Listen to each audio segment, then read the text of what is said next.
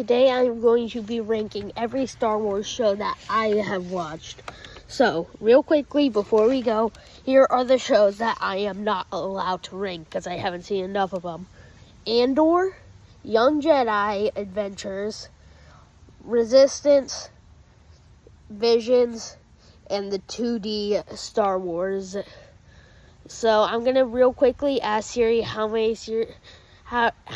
series there have been released in Star Wars up to this point. So give me a second to do that. Coming in at number 8, we have The Book of Boba Fett. Book of Boba is great, but it's just not the best Star Wars show. In fact, it's probably the worst one I've seen. However, number 7, I feel like can be switched with it, and number 7 is Kenobi. Now, this one may surprise some people, but Kenobi's not good. It just wasn't the best. I'm sorry. It's just not. It was, half hour to an hour long episodes of Obi-Wan running around trying to keep Leia from Vader, the Inquisitors. I mean, what's even going on there? But those are the two that I just off the bat know those are going at the bottom. So give me another second to think about what I need to put. Coming in at number 6, we have the Ahsoka series. Now, before we continue on this, I just need to clarify, yes, Ahsoka is a decent show. It's one of the better shows that Disney's put out. However, the thing with it is that I don't like it as much as what's coming up. And plus, there are some places where it's not good. For example, the Rebels that become the Resistance and also the New Republic now know that it's possible to go into a whole nother galaxy, and they don't decide to do like a contingency plan. Like, say, if someone's gonna rise up against them, why don't they just, I don't know, make some ship that can travel all the way through hyperspace? It's just a thing that Disney doesn't think out before it comes to the end. And speaking of that, at number 5, with a controversial take, it is The Mandalorian. Now, once again, before all of you say anything, it's good. It's just I like what's coming up next more. Now, just to clarify, I was thinking about putting Mando in the same category as the ones I'm not ranking, as I haven't seen really very much of the first 2 seasons. However, I've seen enough that I'm like, hey, I gotta rank this. And also, just to clarify, season 3 was a bit of a flop. It was not the best. And because of that, it gets pulled down a few pegs. And speaking of getting pulled down a few pegs, because of something that happened in a later season, at number 4, you have The Bad Batch. Now, the only reason why I'm ranking Bad Batch here is because, yes, it's an awesome show. But there were some parts of season 2 and some of season 1 that I didn't really like. For example, season 1, episode 2. I didn't really like that as much because it's more slow-paced. Also, that part of season 2 where they're hoping to stop the flood, I didn't like that. The Empire cloning the Zero Beast, I didn't really like that. Now, there were parts of the show that were awesome. For example, Crosshair's reveal in Season 1, Episode 15, that what he's doing, he's not doing under the effects of the inhibitor chip. He's doing it at his own free will. And also, Crosshair's betrayal of the Empire in Season 2, Episode 12, which made it my favorite episode. Previously, my favorite episode was Season 2, Episode 6, with Gunji, my personal favorite Jedi, because, who doesn't like a Wookiee? Not to mention, Green Lightsaber Jedi who's a Wookiee. Oof! And not to mention, he's a very rare type of Wookiee, because Wookiees are rare to the Jedi Order.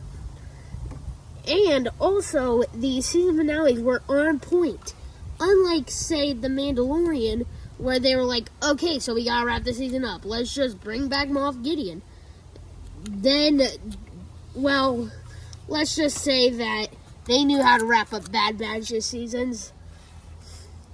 And with Bad Batch, another great thing in my opinion was really showing how tech sacrificed himself. I kind of like how they went back and showed us more about his character, even taking Echo off to have him spend time with the good buddy Rex, which, spoiler for Clone Wars being high up, but Echo and Rex were a good pair of they were a good team, and with Fives there, that was just awesome. Totally not spoiling what number 1 is, and if you don't know what number 1 is now, or you did when you clicked on this video, you're not a Star Wars fan. Just don't watch Star Wars again, okay? Just don't watch it. Just leave Star Wars behind if you don't know what the number 1 series is. But coming in at number 3, the thing that gives us some more background on the Clone Wars, we have Tales of the Jedi. Now, this may be a little bit surprising that I'm ranking Tales of the Jedi at number 3, or that I'm ranking Bad Batch at number 4. But in my opinion, the 2 that are coming up next are just better. So, let's talk about Tales of the Jedi. Explaining how Ahsoka was. I didn't like that in episode 1, how she made her master look like an amateur, considering she was 1 year old and was able to use the Force no problem. And then when Anakin joined the Jedi, he was 9. So, yeah. And if you didn't know, babies don't have control over the Force. They have a Force sensitivity, but they have to be trained in order to use that. Got it? Great. So, making Ahsoka be able to do that, I didn't really like that. Dooku's episodes, great. The only thing I didn't really like from the Dooku episodes is how Yaddle died, because then you get to the problem of, who was in charge of, raising Grogu. I dug myself into a corner, because I forgot that that episode of Tales of the Jedi takes place after Grogu was born, so brain fart. But also, it was explained in Legends, which to me, I'm pretty sure that George Lucas himself was okay with this, that Yaddle had survived Order 66. And then they just come along and say, well, she died before Order 66. So I didn't really like that. And if I have to have one more frustration about the show, there isn't one. It's a good show. It's just that what's coming up next is better. And coming up at number 2, using process of elimination, you probably already figured it out, we have Star Wars Rebels. Now, I know this is going to be controversial, but I'm sorry. I'm a huge Rebels fan. And that's why I didn't really... Well, you see, the thing with Rebels is it's one of those unknown shows, so to say. It's the show where not the most people watch it. And Ahsoka is Rebels Season 5. So, knowing that, I could have moved Ahsoka a little higher. However, I didn't. But it's still frustrating that they have to say that, oh, Ezra jumped to another galaxy. While it was highly expected that he had jumped to the unknown regions with Thrawn, and then he and Thrawn would be able to leave, and then Thrawn would show him, hey, here is why I joined the Empire. It was to protect my people.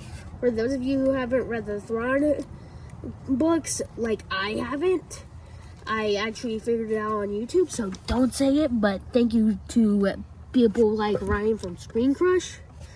But yeah, the Thrawn books really show that, hey, Thrawn was never a bad guy. He just joined the Empire to protect his people.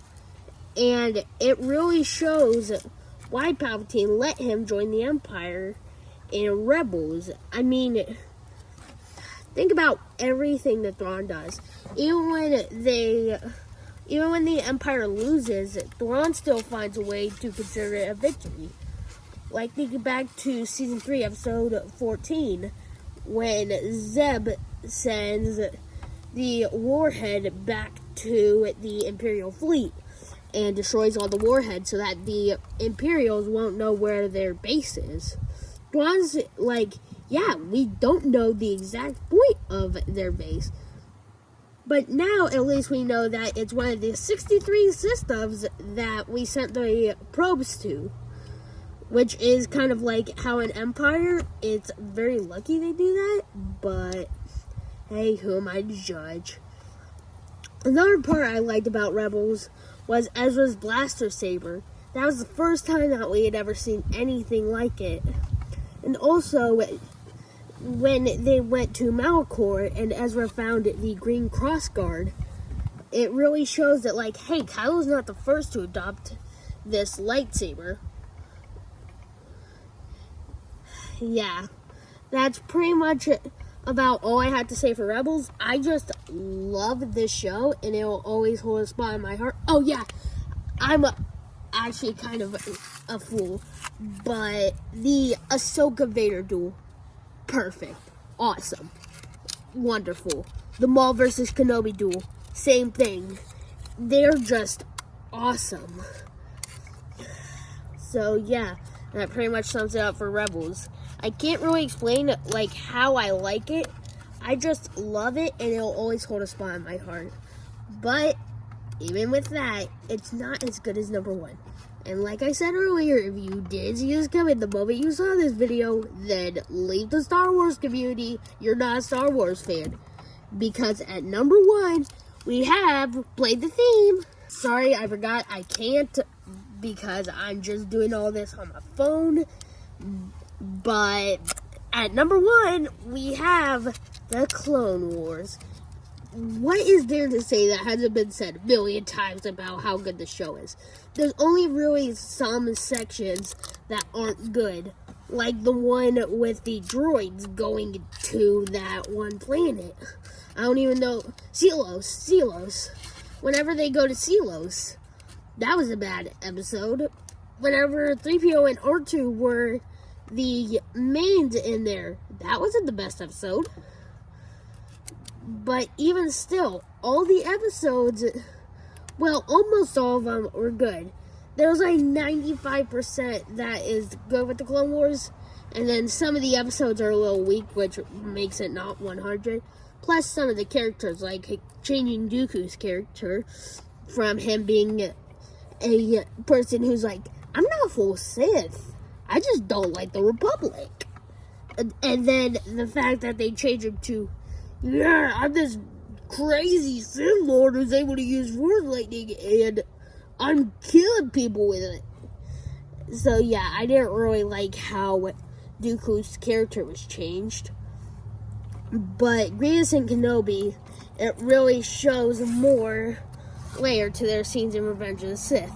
And also, speaking of Grievous, can we talk about how Dave Filoni made so much effort to ensure that Anakin and Grievous never met just because of one throwaway line? Well, 2 throwaway lines in Revenge of the Sith. I mean, that's crazy. So, good on you, Dave. Good on you. But that's going to do it for this video. If you enjoyed, then please hit like, and also check out this other video where I show you more about Star Wars and how to fix the lightsaber. Oh, wait, sorry, you can't. Sorry. Well, I'm sorry, I just spoiled the end of the video, but hey, you can't fix lightsabers. I tried, Disney, but you can't. Check out that short.